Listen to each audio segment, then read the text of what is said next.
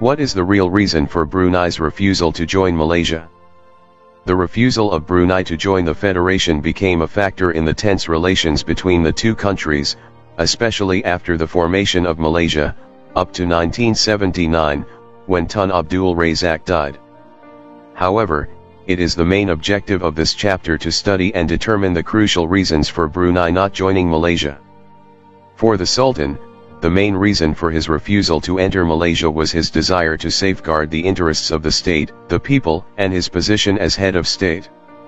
However, this has been argued by some historians like Pehin Muhammad Jamil, Yusof Damit, Hasi Imni Yat, or even Brunei political leaders in the 1960s such as Pengiran Ali Muhammad Dud, Dato Omar Salman and Pengiran Haji Muhammad Yusof, that the issue of oil revenue was one of the major factors in Brunei's refusal to join the Federation.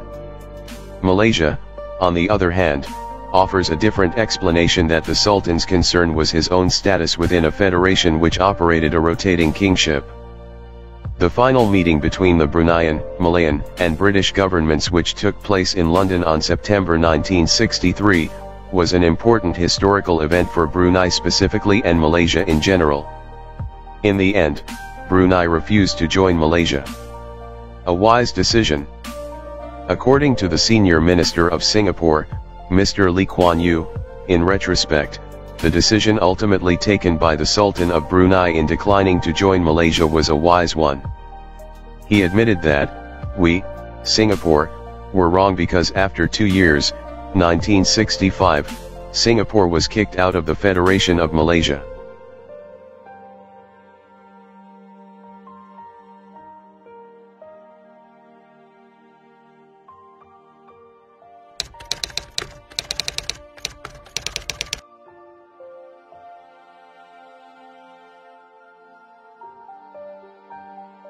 The first direct meeting between Brunei and Malayan governments. Even though Brunei had been represented in the Malaysia Solidarity Consultative Committee meetings in December 1961 at Kuching and January 1962 in Kuala Lumpur, there had been no direct discussion of Brunei's entry to the Federation. It must be understood that the participation in the Malaysia Solidarity Consultative Committee was not made by the official representatives from the government. It was attended by the individuals, not the government representatives. The first official meeting to discuss the Malaysia proposal between the Bruneian and Malayan governments took place in Kuala Lumpur on July 9, 1962. In this first bilateral meeting in July 1962, the Sultan sent Pengiran Pemancha Muhammad Alam to confer with the Tunku's government. The meeting was informal, and can be divided into 2 stages.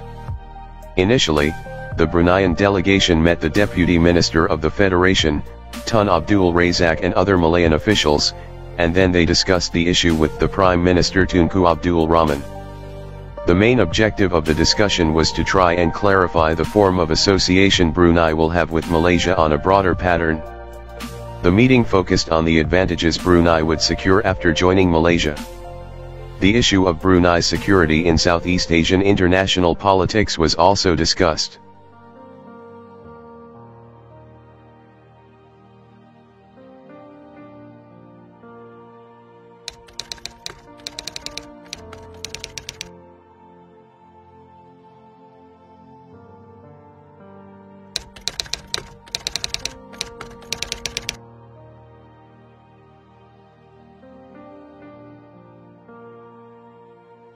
Brunei insists to safeguard his position and monarchical rule. On September 25, 1962, a formal meeting was held between the Brunei and Malayan governments.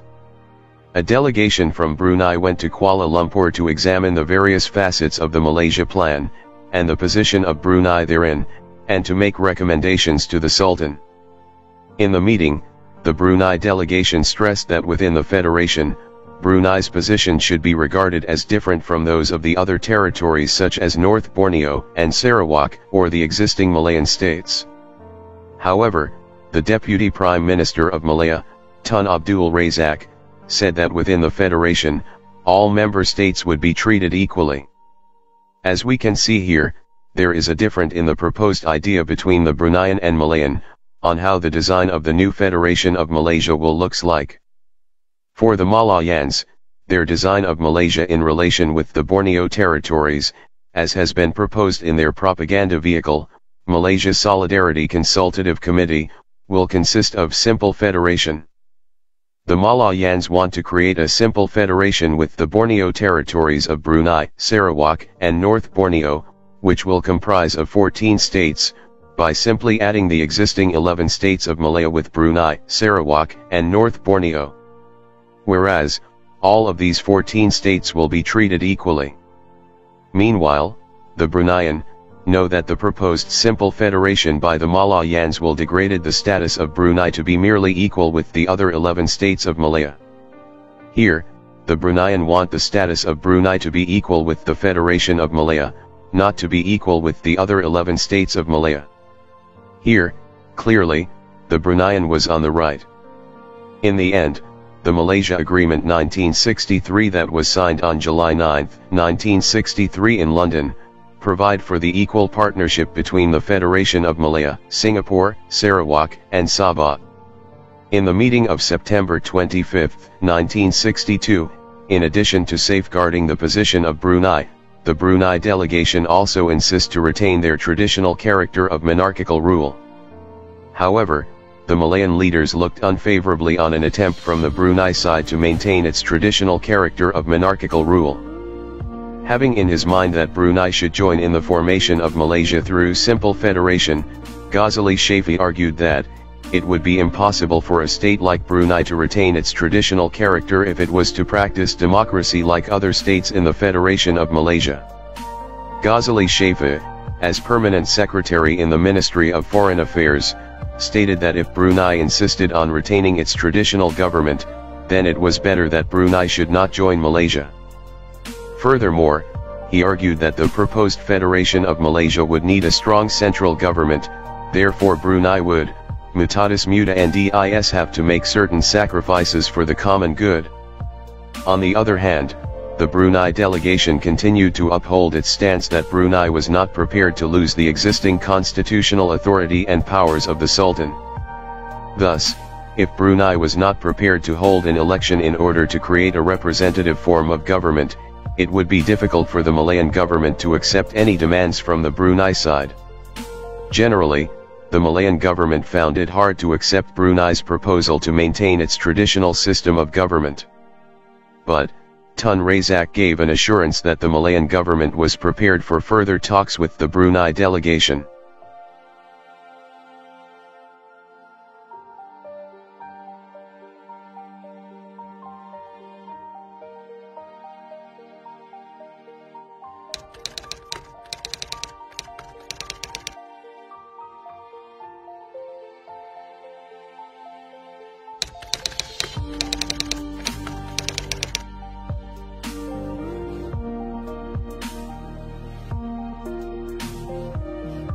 Brunei accepting Malaysia proposal in principle. Subsequent to the September 25, 1962 meeting, on December 5, 1962, the Sultan announced to the Brunei Legislative Council meeting that he accepted in principle the Malaysia Plan. Provided agreement was reached on certain important conditions affecting matters of benefit and advantage to the people and the state of Brunei. By this proclamation, the Sultan gave a mandate to the Brunei State Council to discuss the proposal with the Malayan and British governments. The Legislative Council then voted to accept by 22-4, with one abstention, a motion endorsing the Sultan's message, and supporting, in principle, Brunei's participation in a Malaysian federation.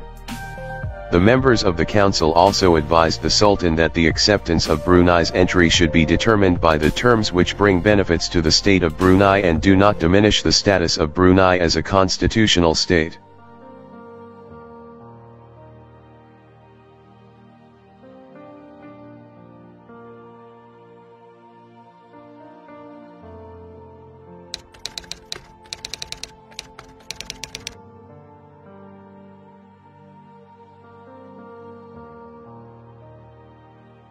The Sultan on the importance of Malaysia proposal. After the Brunei Rebellion in December 1962, meetings between the two governments continued. In January 1963, the Sultan announced his intention to send a delegation to Kuala Lumpur to discuss further the conditions for Brunei's entry into Malaysia. The Malayan government took this opportunity to implore the Sultan to study carefully the terms set by Brunei if it wanted to join the new Federation of Malaysia. Before leaving on January 15, 1963, the Sultan tried to convince his subjects that the Malaysia proposal was important for the future of Brunei, but yet again that if Malaysia did not hold out the prospect of benefit to the state and the people of Brunei, then he would decline to join. As the Sultan said, "It concerns the future destiny of my people and citizens all over Brunei. The purpose of this visit is to negotiate the terms for our beloved Brunei's entry into Malaysia. The terms regarding Brunei's entry into Malaysia is a very important issue, for it is related to the future destiny, peace, and well-being of all my people and citizens. I hope my people realize its importance."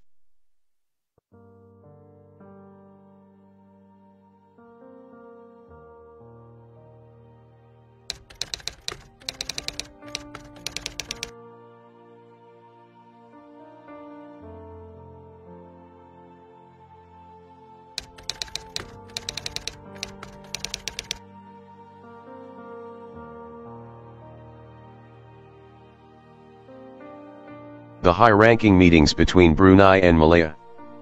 The high-ranking official meeting between the Brunei and Malayan governments took place from February 5 to March 3, 1963, in Kuala Lumpur. Members of the Brunei delegation left for Kuala Lumpur in early January and also February 3, 1963.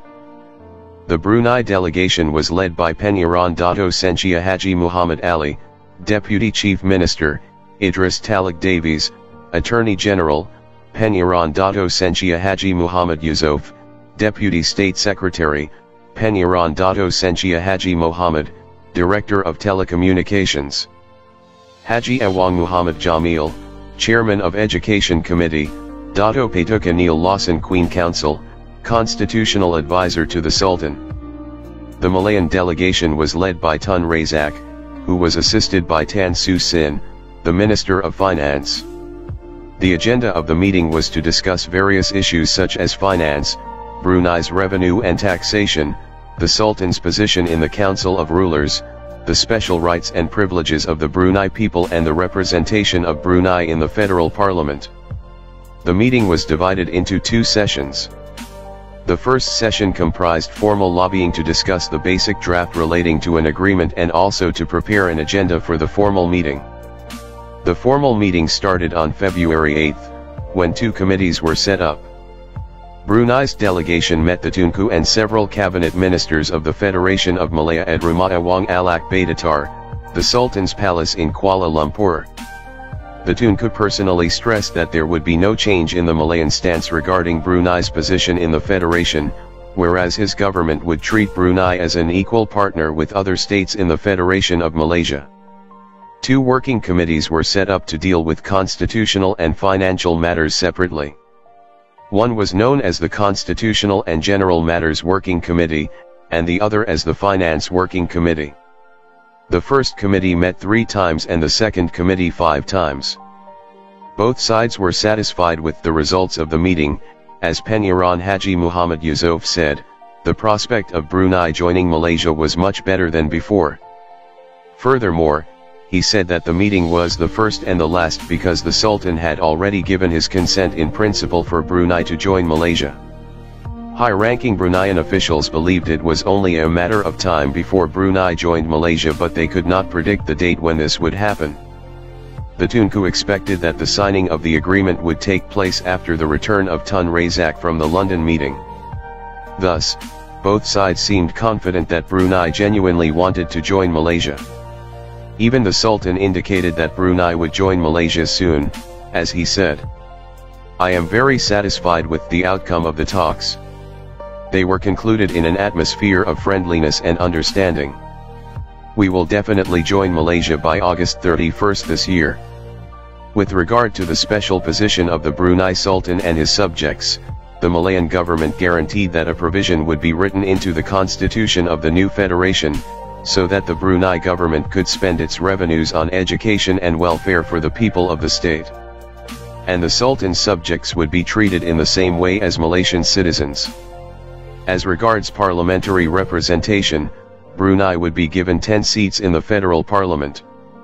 This number was acceptable to the Brunei government with regard to the proportional principle, in that the representatives from Brunei were more than enough to voice the interests of a population of fewer than 100,000.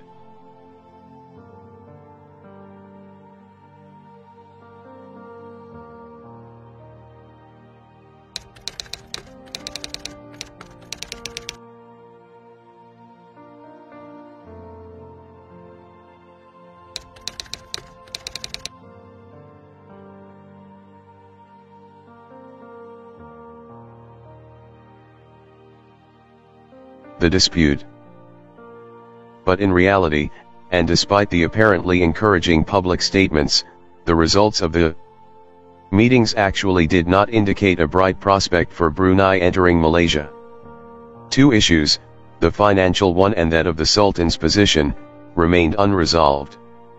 They were, in fact, major issues that proved intractable.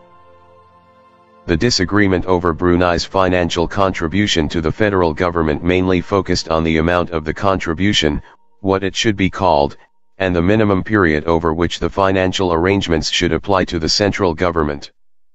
The dispute was not only between the Sultan and the Tunku but also between the Sultan and his constitutional advisor.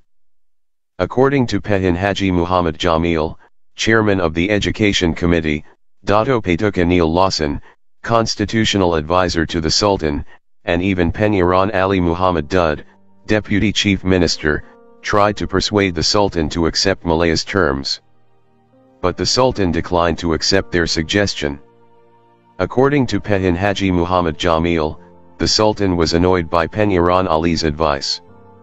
Neil Lawson also always argued with the Sultan on the issue of the terms and amount of the contribution and the question of imposing taxes on mineral resources in Brunei, other than oil.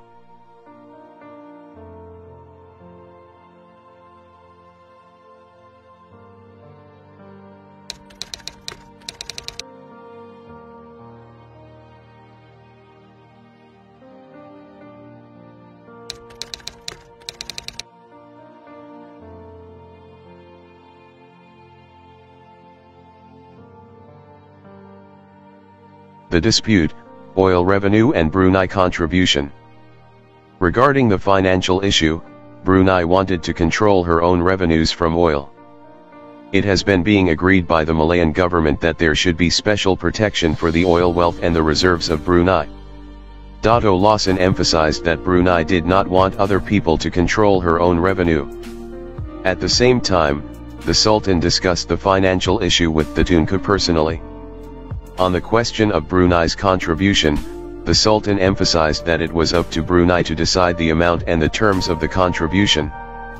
The Sultan added that he agreed to give $40 million of Brunei's annual revenue, which totaled about $90 million, but the contribution should be known as an annual voluntary donation. For defense, the Sultan would make an additional outright contribution of $5 million only in the first year of Malaysia's formation. However, the Malayan government did not accept Brunei's offer of $40 million per annum and argued that $5 million for the first year was not enough to cover the cost of handling Brunei's foreign affairs, defense and internal security expenditure. On this issue, the British official at the Colonial Office argued that if Brunei did not join Malaysia, the Malayan government would get nothing. Therefore, it would be better if the Malayan government accepted the terms offered by Brunei, in order to get something. Furthermore, the federal government could decide for themselves how much they could spend on Brunei. The inclusion of Brunei would not materially affect federal defense expenditure. Tan Soo Sin, Malayan's Minister of Finance, produced figures which showed that the Federation government would be subsidizing Brunei to the extent of $11 million a year. Federal expenditure on services would be $29 million, on additional defense $20 million and on internal security $10 million, a total of $59 million, against which should be set Brunei's $40 million annual contribution to the Federation. The Sultan, for his part, argued that it would be impossible to estimate exactly the amount of expenditure incurred for the defense and internal security of Brunei. As Ghazali said, the Sultan said that the Tunku's suggestions were quite unrealistic compared to what was claimed to have been already agreed to in the schedule to the proposed Malaysia agreement. The Sultan was generous enough to offer a handout of $40 million to meet the immediate problems that the creation of Malaysia might entail. Furthermore, the Tunku argued that if oil revenue was excluded, the taxable capacity of Brunei would be very small, and it was fair for the central government to share in any additional revenue that accrued in Brunei, because every year the revenue from oil would increase. So the Malayan government proposed that after the end of the 10-year period, the full federal tax arrangement should apply to Brunei. According to some sources, Tan Sri Sin played an important role in making Brunei refuse to join Malaysia. This was because in the meeting he proposed that after 10 years the federal government should control Brunei's oil revenue. Tunku Abdul Rahman regretted this suggestion.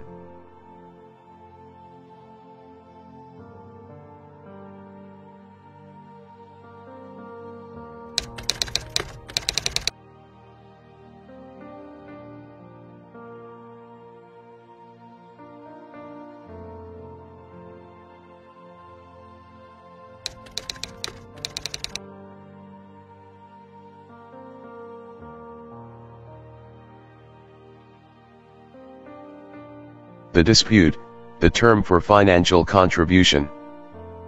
On the question of the term by which the financial contribution would be known, the federal government also argued that Brunei's contribution should be referred to as a gift, hadiah, and not a voluntary donation, sumbangan sukarela.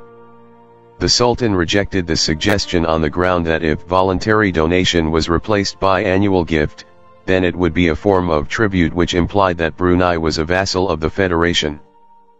Then, the Tunku suggested another term, which he thought would be appropriate and acceptable to the Sultan, namely, an annual contribution.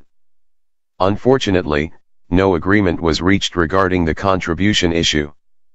A British official from the Far Eastern Department of the Foreign Office in London said, "The Sultan is reluctant to describe the $40 million annual payment as an annual contribution.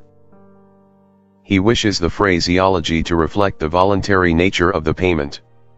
Lawson has advised him that the words annual contribution should be in English, and that any verbal refinements should be for the Malay text." The Sultan told Lawson that this will not be a sticking point if all other matters are settled, but the High Commissioner is not so sure. The Tunku's attorney, Dato Sheridan, made some alteration to the wording and showed it to Dato Patuka Neil Lawson for his views. Dato Lawson replied that he would make the wording better than that, but wondered what would be the suitable Malay words for the alterations if the agreement was drawn up in the Malay language.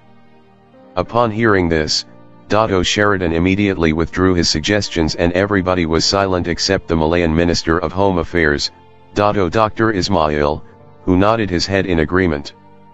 The Tunku then informed the Sultan that he would consult his cabinet before further discussion regarding Brunei's financial contribution.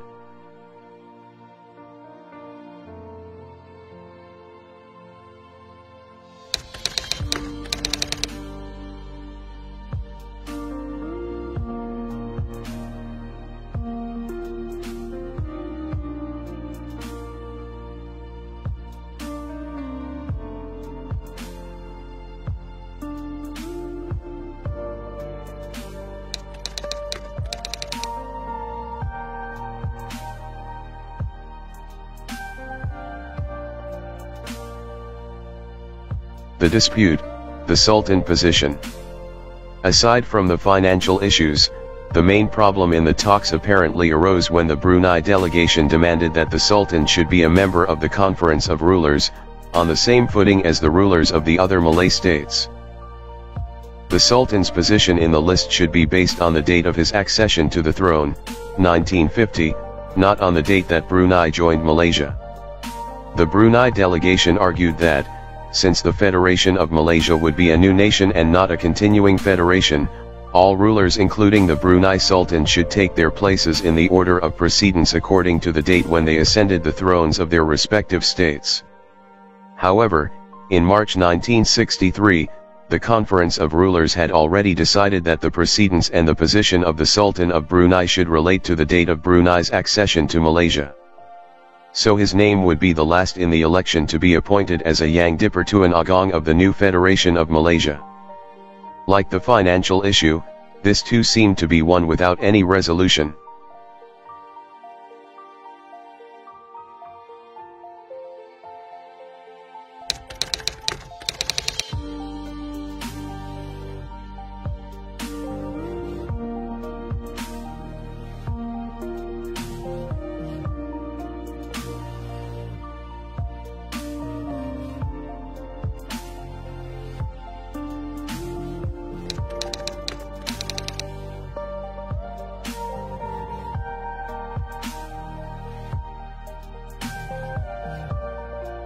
The dispute, any compromise. Overall, the Brunei government wanted the Malayan government to guarantee that the special position of the Brunei Sultan and his subjects would be safeguarded by provisions to be written in the constitution of the new federation, agreed by the Malayan government. This would mean, inter alia, that the Brunei government should continue to retain its oil reserves and its substantial accumulation of investments.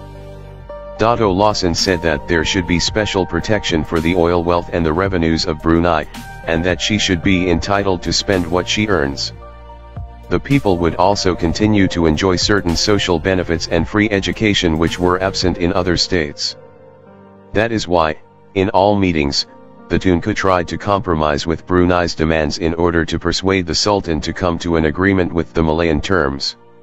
As he said, "I do not like to prejudice that issue. But I would say this, Malaya will show the same generosity to Brunei as it has shown to Sarawak and North Borneo." Although there was still clearly disagreement on the financial and precedence issues, both governments were convinced that the outcome of the meeting was positive. The Sultan said that he still agreed in principle to join Malaysia, provided the conditions offered by the Malayan government would benefit the people and state of Brunei. The Borneo Bulletin reported that the Malayan government had given assurances of the special position of Brunei people and on other matters relating on the Sultan's position and the Brunei Constitution. Brunei's Deputy Chief Minister, Penyiran Dato Senchia Haji Ali, also said that the meeting had come to an agreement on the conditions for Brunei joining the Federation. Speaking to the people of Tutong and Balate district on the result of the meeting, he said, "Within the Federation of Malaysia, you should not be worried especially about the income tax and other privileges that you are receiving at the moment. Old age pensions and benefits for disabled, blind and other needy people will still be maintained.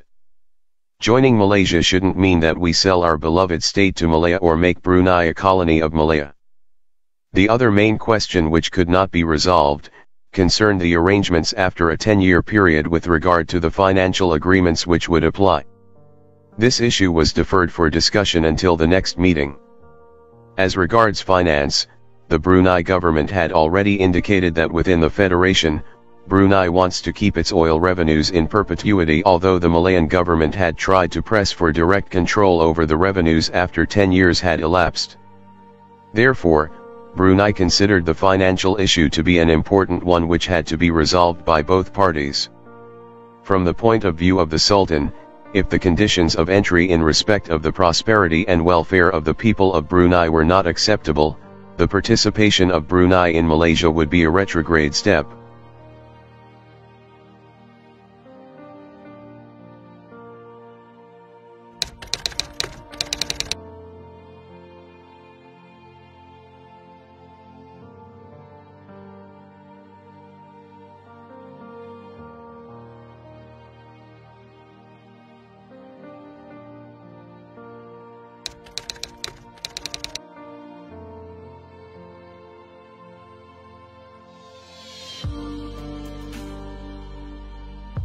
The ultimatum, the impasse in the final negotiation. On June 8, 1963, Dato Marcel bin Mon, Chief Minister, led the Brunei delegation to continue the negotiations with the Tunku and his cabinet.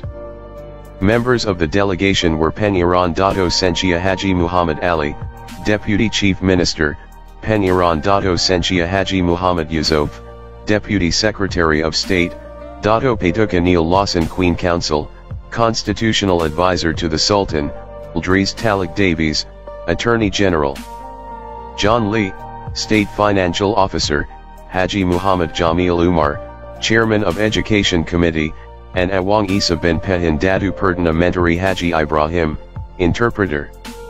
However, the negotiations reached an impasse.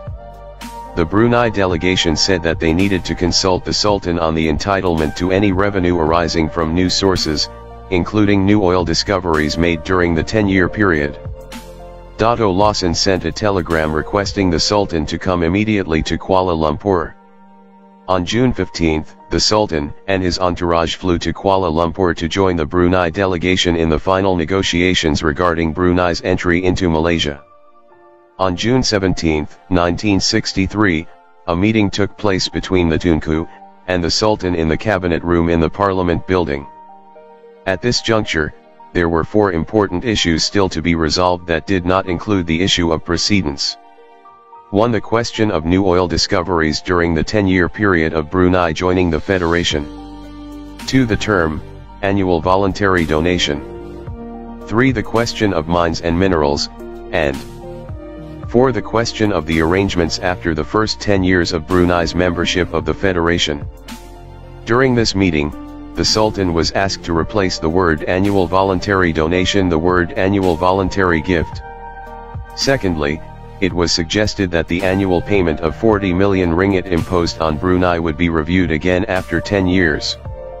Both the suggestions were rejected by the Sultan.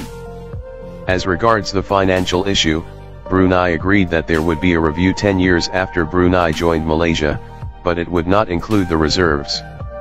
In regard to the reserves, Brunei invested its money overseas, mostly in the United Kingdom. The investments were handled by a Crown agent until 1979, when the Brunei Investment Agency, BIA, was established. In addition, Brunei was not prepared to accept terms that imposed an obligation to pay a share of revenues from future oil discoveries. No agreement was reached and the negotiations ended in a deadlock. Dato Lawson, the Sultan's constitutional advisor, said, "Last February, 1963, the Sultan had received an assurance from the Federation that the special interests of Brunei would be protected. Subsequently, negotiations in Kuala Lumpur had resulted in drafts of agreement. This, however, was followed by a letter from the Tunku to His Highness the Sultan, and further exchanges, which showed that there were in fact wide differences between Malaya and Brunei. Negotiations were resumed in Kuala Lumpur in June, but the results have been unsatisfactory. Thus, it was already clear there was still disagreement between the two governments about the issues of future oil discoveries in Brunei, taxation of mines and minerals, and the appropriate name for and amount of the annual contribution."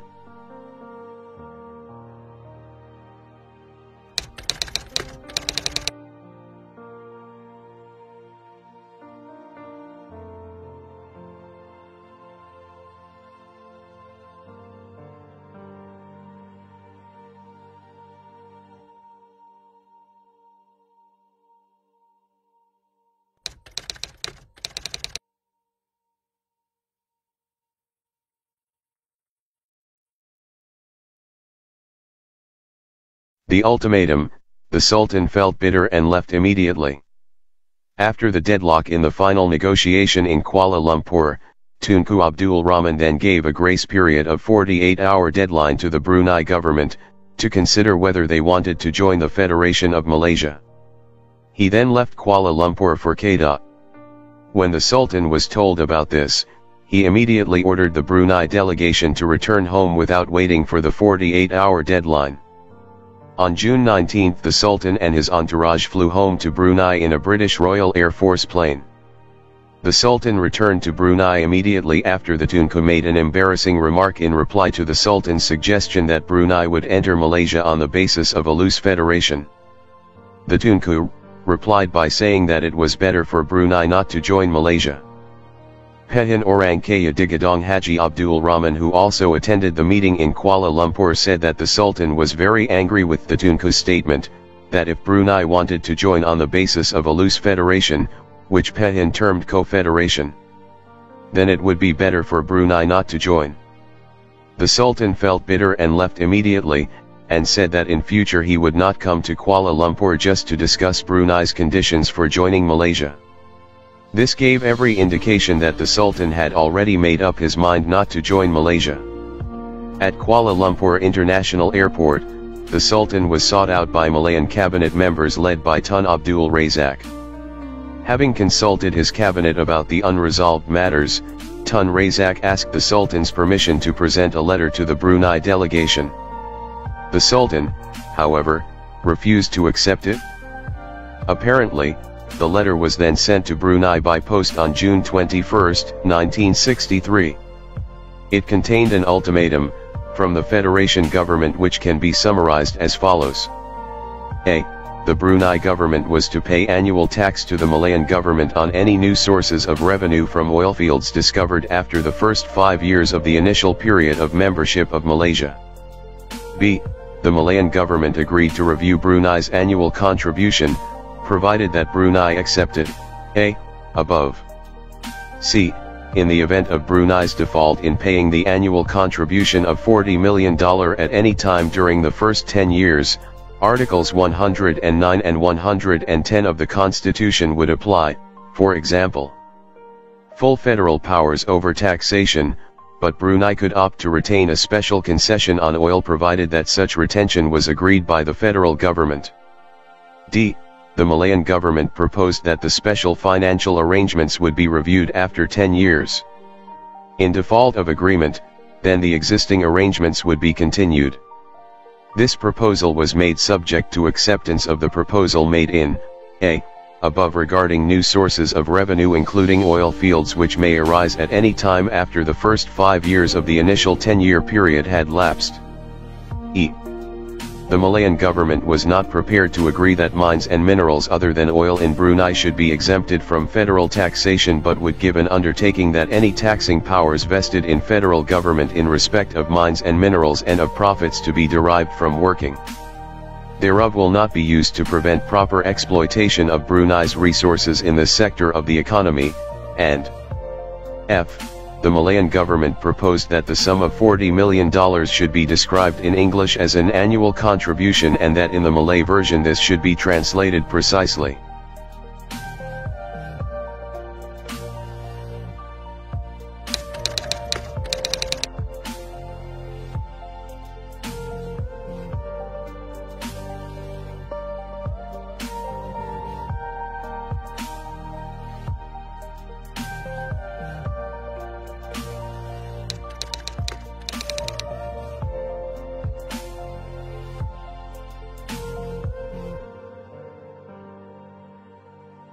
The ultimatum, the Sultan reply. According to Tunku Abdul Rahman, the basic principles within the Federation of Malaysia allowed for no special exception. All member states had equal duties, rights, and responsibilities to the central government as units of the Federation. If there was inequality of treatment among the member states, the proposed Federation of Malaysia would become a very strange federation. In practice, however, the central government did not deal equally with its member states, especially Sabah, Sarawak, and Singapore. On the matter of precedence, Ghazali Shafa said that the Sultan agreed to discuss his position later and suggested that the meeting should proceed with other important issues for Brunei. Even in Tun Abdul Razak's ultimatum, which was sent to Brunei on June 21, 1963, this issue was not mentioned. This may suggest that it had already been decided by the Conference of Rulers that the position of the Brunei Sultan would be last on the list.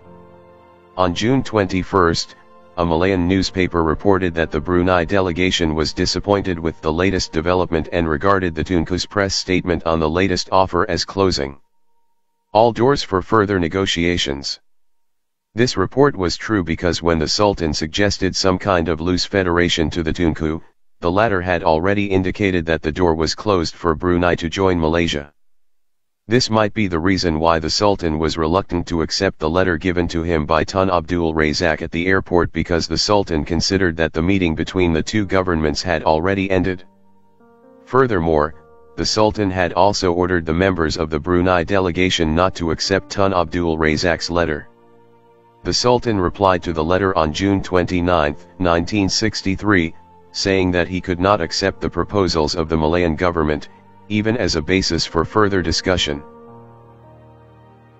The Sultan might have accepted the proposals if they had conformed with the basic principles of Brunei's terms and accorded with the assurances which had been given to him regarding the special position of Brunei.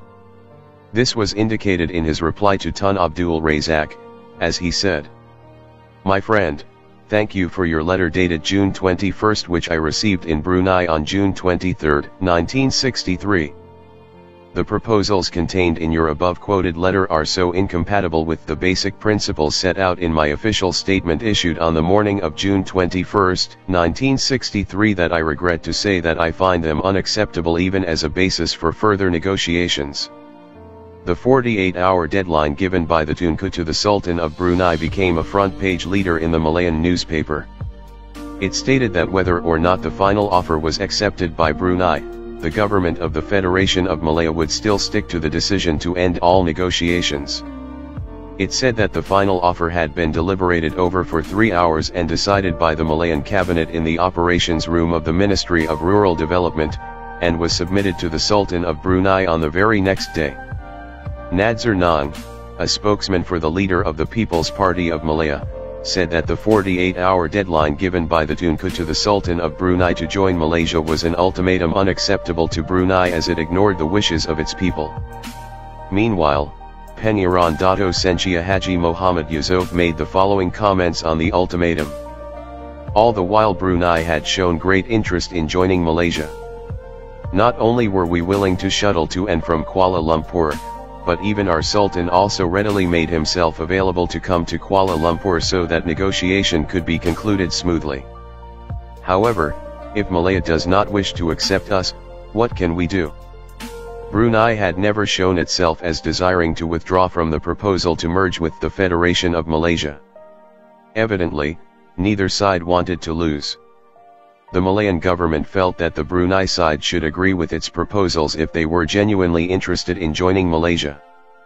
On the other hand, the Brunei side thought they had the right to set terms that were acceptable to the Sultan and the government. Informally, the Sultan's decision on the Malayan ultimatum, that Brunei would not join the Federation of Malaysia, was final.